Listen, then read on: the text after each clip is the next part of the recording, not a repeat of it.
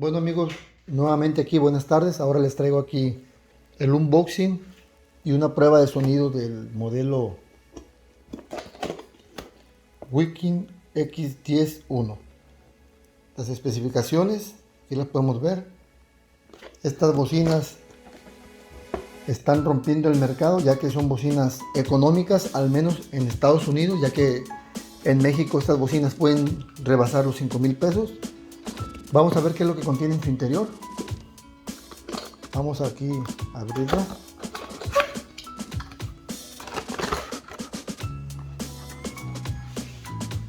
Por la parte de arriba podemos ver que aquí trae una caja.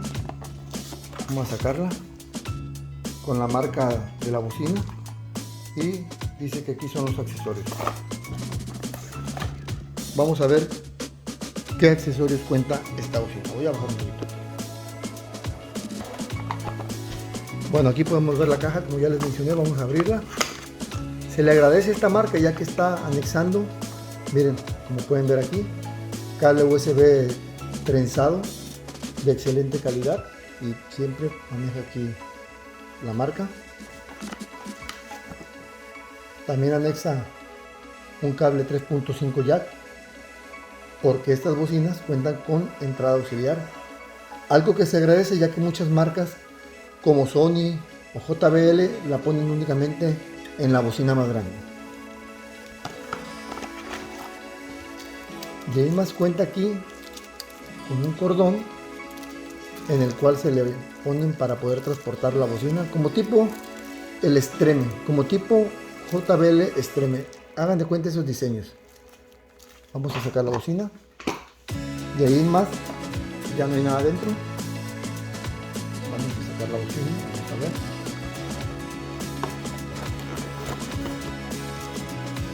Esta está pesada. Esta bocina sí pesa algo más que el modelo anterior. Aquí podemos ver el manual que ya nadie utiliza. Aquí se puede ver el cordón que les mencioné. Nos vamos rápidamente donde está en español para ver lo más importante.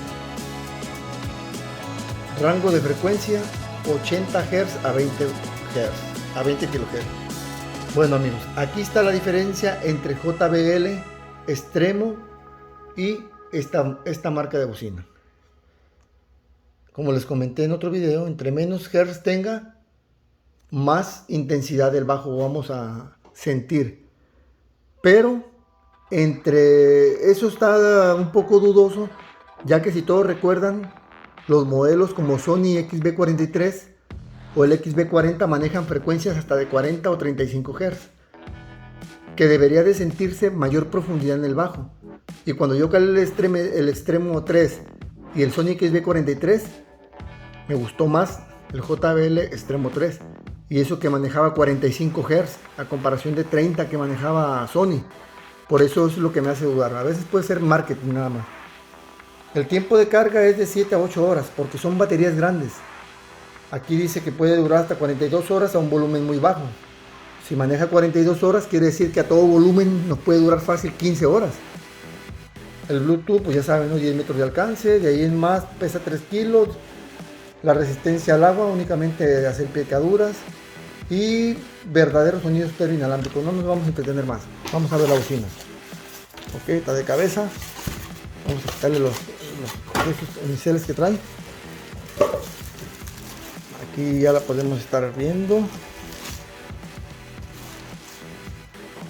Hoy está pesada. Bueno, aquí les muestro amigos. Para que se aprecie mejor voy a bajar un poquito el brillo. Ok, así está. Bueno, aquí podemos ver por la parte de este costado. Trae la agarradera esta, donde entra, como les acabo de comentar, el cincho este, vamos a hablarle así, o el clip. Por este costado trae un radiador pasivo pequeñito pero muy lujoso, es un plástico brilloso, ahí se puede ver la marca de la bocina. Por la parte de enfrente tenemos el nombre de la marca, el otro costado igual. Estas bocinas lo que sí traen micrófono para contestar llamadas, y ahí trae un ecualizador, cosa que ya no le pone, al menos JBL, Sony sí le pone. Este maneja dos niveles, uno que es refuerzo de graves y el otro que es refuerzo de agudos. por la parte de enfrente del power. Para encender esta bocina tenemos que mantener 2 segundos presionado el botón de power. Ahí pueden ver que encendió. Tienen 3 LED de carga, siempre vienen por lo regular con 2. En cuanto uno enciende la bocina, en automático el Bluetooth está visible. Pero estas bocinas, si se dan cuenta, no trae el botón de Bluetooth.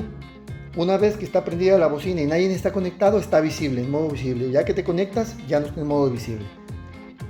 Por la parte de atrás, cuenta aquí, nos dice, están los símbolos de entrada auxiliar 3.5, entrada, salida USB únicamente para carga, y aquí es para la alimentación. Vamos a abrirlo. Ahí estamos viendo algunas características. Dice que la máxima potencia son 70 watts. Quiero pensar que es como de 35 watts más o menos. Si les digo 35 watts me estoy refiriendo a que la bocina extremo 3 es de 25. Miren amigos, algo que me gustó.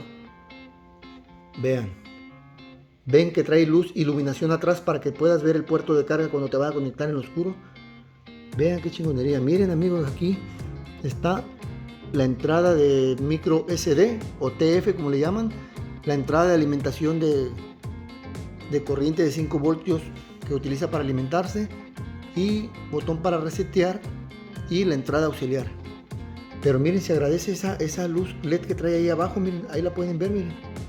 Es para que puedas ver la alimentación o el puerto de carga o el auxiliar cuando te quieres conectar y es de noche. Me imagino que al cerrarla presiona algo que apaga esos LED para que no se esté desgastando la batería. De ahí en más, por la parte de abajo, pues únicamente trae esto que es prácticamente es una copia a la bocina Char. A la Char se parecen más, o a la Extreme. Pensé que abajo iba a traer las indicaciones, pero no, ya las vieron que se las mostré aquí en la tapa. De ahí en más, cualquier comentario o duda que tengan, déjenme en la caja de comentarios. Y ahora les haré una prueba de sonido para que ustedes vean si les agrada esta bocina. Haré la prueba nuevamente, como les digo. Aquí les vuelvo a mostrar. Ecualizador a la mitad, volumen 50. Nunca modifico el sonido para que ustedes vean el sonido natural. Y nuevamente les digo, esta bocina me sorprende. Comenzamos.